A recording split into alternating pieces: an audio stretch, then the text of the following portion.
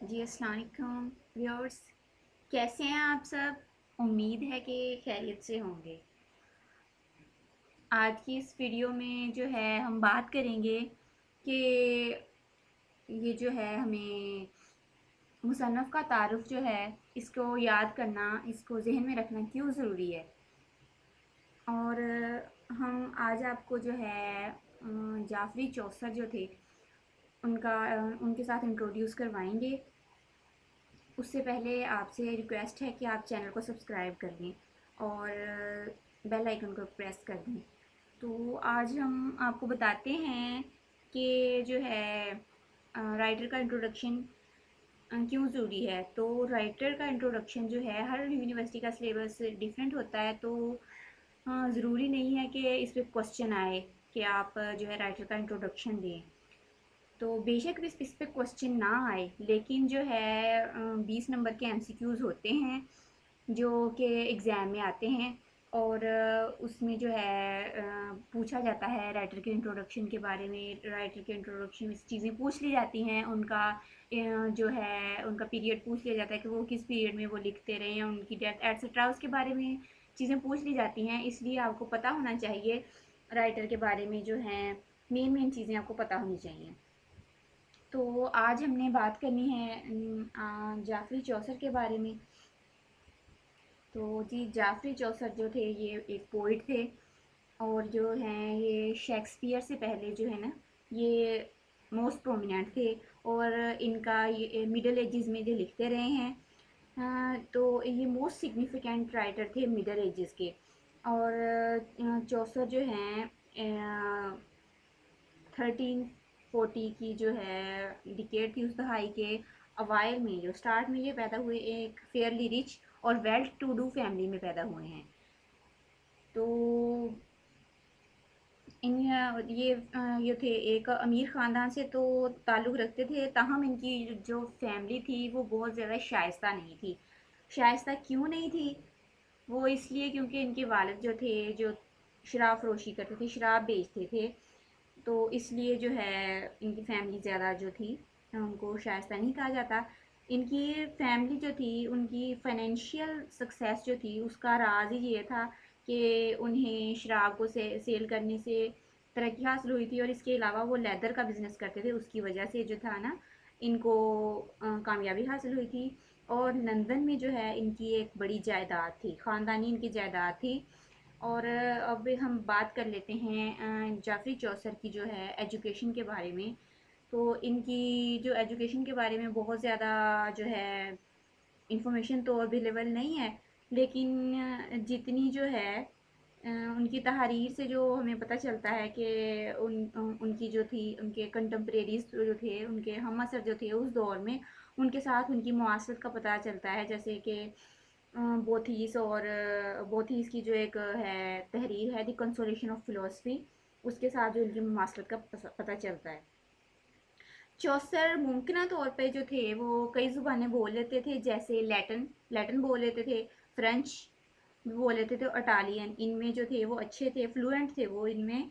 और वो जो दौर था चौसर का, उस दौर में जो थे दौलतमंद जो ताजर होते थे उनके बेटे अच्छी तालीम हासिल कर सकते थे। हाँ, इसीलिए जो ये माना जाता है कि इस वक़्त में जो ये कहा जाता है कि चौसर जो थे इस वक़्त थेमस स्ट्रीट जो थी उसके थेमस स्ट्रीट में एक स्कूल था जो कि उनके घर के करीब था। तो अगर वो स्कूल से तालीम हासिल नहीं कर सके तो एट लीस्ट जो है उन्हें घर पे एक जो है एक अच्छी जो एक अच्छी एजुकेशन उन्होंने ना इब्तदाई तालीम कह सकते हैं कि उन्हें घर पे ही अच्छी तालीम ना इब्तदाई तालीम मिल गई थी।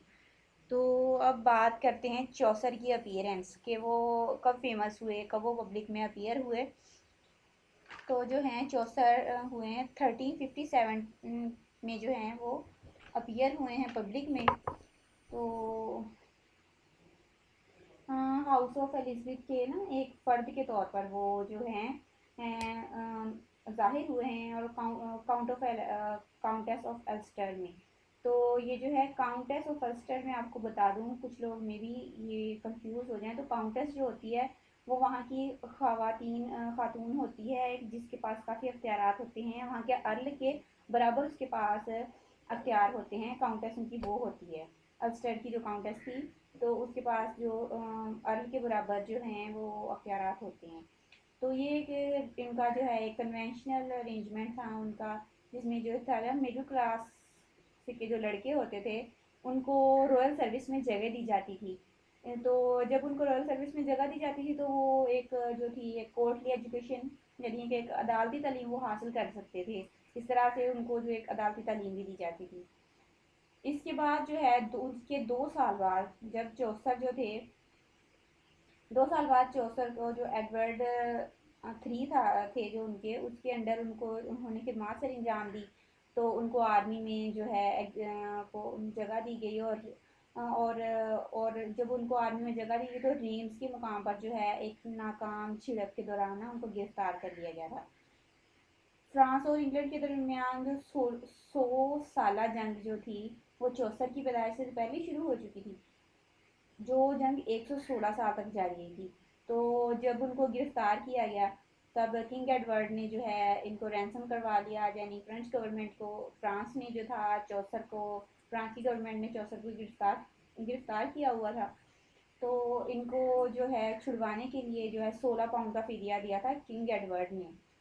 तो वापस आने के बाद जो है इनको रॉयल कोर्ट में जो उनके मेंबर बना दिया गया। इसके बाद जो है चौसर ने कई जो थे डिप्लोमेटिक पर्पज़ के लिए भी जो है उन्होंने काम किया, सफारती खिदमत सर अंजाम दी। 1366 में जो है चौसर की शादी हुई फिलिपा पेन से, जो कि काउंटेस ऑफ लेस्टर के साथ सर्विस में थी। तो फिलिपा के लिए चौसर ने पेंशन भी रिसीव की। और जो है फिलिपा की जो बहन थी कैथराइन डी रोइट, वो जो ड्यूक की बीवी बनने से पहले 20 साल तक जॉन ऑफ गॉन्ट की बीवी रही। तो जॉन ऑफ गॉन्ट थे जो थे वो इस लिहाज से चौसर के जो थे किंग्समैन थे, यानी कि वो उनके रिश्तेदार थे, मर्द रिश्तेदार थे। तो आगे है जी Chaucer himself secured an annuity as yeoman of the king and was listed as one of the king's squire. तो चौसर जो थे वो उन्होंने वो ह्यूमन के तौर पे सालाना वजीफा भी लेते रहे थे किंग से। तो उनको किंग के जो स्क्वायर की फहरिस्त में भी जगह दी गई। अब आपको बताते चले कि ह्यूमन क्या चीज़ है। ह्यूमन जो थी officer in ceremonial bodyguard of the British monarch, यानी कि ब्रिटिश का मोनार्च का मतलब था सुल्तान, जो ब्रिटिश का इनका इनकी सारी तकारीब में जो थे वो बॉडी गार्ड थे।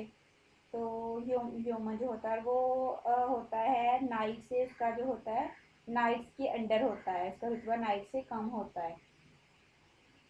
चौसर जो थे दांते से बहुत इंस्पायर थे। अपने जो थी अपने डिप्लोमेटिक अपॉइंटमेंट्स के दौरान इन्हें बहुत कुछ सीखने को मिला। जब वो 19 साल के हुए तो इन्हें इटली जाने का मौका मिला, वहाँ जाकर उन्होंने इटली के लिटरेचर को पढ़ा। और फिर उन यहाँ आकर उनका रब्ता पिट्रार्च और बुकैशियो से हुआ। और पिट्रार्च और बुकैशियो इस वक्त के मशहूर इटालियन राइटर थे। इसके बाद वो है लंदन वापस आए, और 1385 में चौसर कैंट में जो थे जस्टिस ऑफ पीस मुकर्रर हुए। 1385 में 1386 में इन्हें कैंट के लिए जो नाइट ऑफ शायर का जो है दर्जा दिया गया। और इसके बाद 1389 में इन्हें किंग्सबर्ग के लिए क्लर्क बनाया गया। लंदन के एक फेमस टाउन की इस्टेब्लिशमेंट के लिए इन्हें इंचार्ज भी बनाया गया था। इनके रॉयल टूर्स के दरमियान जो थे उनके जब ये रॉयल टूर्स पर जाते थे तो इस दौरान जो है उनको वायलेंटली उनको जो है लूटा गया, पुरतशद्दद तरीके से उनको लूटा गया, उनको लूटा भी गया और उनको पीटा भी गया। तो चौसर को जो है इंग्लिश के मोस्ट वर्सटाइल राइटर के तौर पर जाना जाता है। तो ज़्यादातर जो क्रिटिक्स हैं वो जो हैं तनकीद नगार हैं वो इस बात पर एतराज़ करते हैं कि इनकी तहरीर में फ़िलासफ़ी का आंसर बहुत कम है। उनका कहना है कि ये फ़िलासफ़ी और इसके अलावा जो है ट्रेजिडी ट्रेजिडी का भी जो है इन्होंने ट्रेजिडी पर भी ना बहुत कम लिखा है। लेकिन इनकी कुछ तहारीर हैं जो इस बात को रद्द करती हुई नज़र आती हैं, जैसे ट्रोइलस और क्रिसाइल और जो है नन प्राइस टेल, ये जो हैं ये तहारीर जो हैं इस बात की तरदीद करती हैं। तो जो है चौसर का लिटरेरी कैरियर जो है उसके बारे में बात कर लेते हैं। तो इनका लिटरेरी कैरियर जो है 3 पीरियड्स पर मुश्तमिल है। First of all French period है जो अप टू 1373, और उसके बाद है जी इटालियन पीरियड जो 1373 से स्टार्ट होके 1384 तक जाता है, और उसके बाद है जी इंग्लिश पीरियड जो है इंग्लिश पीरियड 1383 से 1400 तक जो है वो जाता है। तो बात कर लेते हैं फ्रेंच पीरियड की। तो फ्रेंच पीरियड में जो इन्होंने राइटिंग्स लिखी हैं, book of duchess, romaunt of the rose.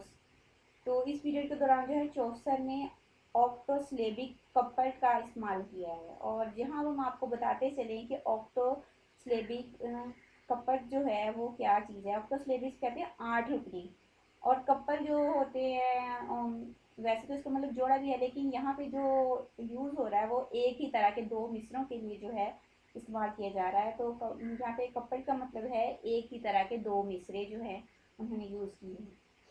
तो अब बात करते हैं इटालियन पीरियड की। इटालियन पीरियड में उन्होंने लिखा है, उनकी जो तहारीर हैं वो हैं the house of fame, parliament of fowls, the legend of good women, early draft of the Canterbury tales. ये जो हैं इनकी तहारीर जो हैं उन्होंने लिखी हैं इटालियन पीरियड के दौरान। उसके बाद आता है उनका इंग्लिश पीरियड। तो उनके जितना लिटरेरी कैरियर है उसमें ये इंग्लिश पीरियड मोस्ट ब्रिलियंट और एम्बिशियस पीरियड है। चौसर का जो मास्टरपीस है कैंटरबरी टेल्स इसी दौर की पैदावार है। इनकी राइटिंग इस दौर को जो है इनकी राइटिंग के इस दौर को जो है ग्रेटेस्ट इसलिए कहा जाता है क्योंकि इस दौर में उन्होंने अपनी नेटिव लैंग्वेज में लिखना शुरू किया, और सोसाइटी के सारे अच्छे और बुरे एस्पेक्ट्स जो थे उसको उन्होंने डिपिक्ट किया है, बयान किया है। तो क्योंकि उन्होंने अपनी नेटिव लैंग्वेज को सर्व किया है इसलिए उन्हें फादर ऑफ इंग्लिश पोइट्री भी कहा जाता है। तो अब हम आ जाते हैं जी उनकी डेथ की तरफ, कि उनकी डेथ कब हुई, कैसे हुई। तो उनकी डेथ के बारे में जो है ज़्यादातर मालूमात मौजूद नहीं है। उनके आखिरी जो थी उनकी ज़िंदगी की लास्ट डिकेड थी उसके बारे में ज़्यादा इंफॉर्मेशन अवेलेबल नहीं है। लेकिन ये यकीनी तौर पर कहा जा सकता है कि ये भी यकीनी तौर पर जो है नहीं कहा जा सकता कि किंग रिचर्ड की तरफ से उन्हें किस तरह का जो ट्रीटमेंट प्रोवाइड किया गया था। इस बारे में भी कुछ हतमी मालूमात मैसर नहीं है। और इनकी डेथ जो थी वो हुई है जी 25 अक्टूबर 1400 जो थी 14th सेंचुरी 1400 को जो है उनकी वफात हुई थी। तो ये जो हैं